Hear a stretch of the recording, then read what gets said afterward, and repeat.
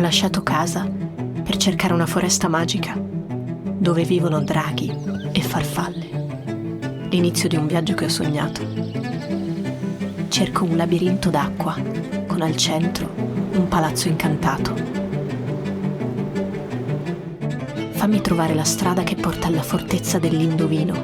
Voglio varcare la soglia e chiedergli del passato e del futuro.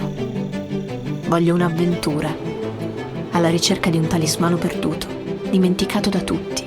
E quando l'avrò trovato, dammi un segno d'oro che fende il cielo, perché mi voglio ristorare nelle acque antiche che si muovono a valle, gemelle del vento che mi sposta lassù, dove il mio sguardo vola lontano.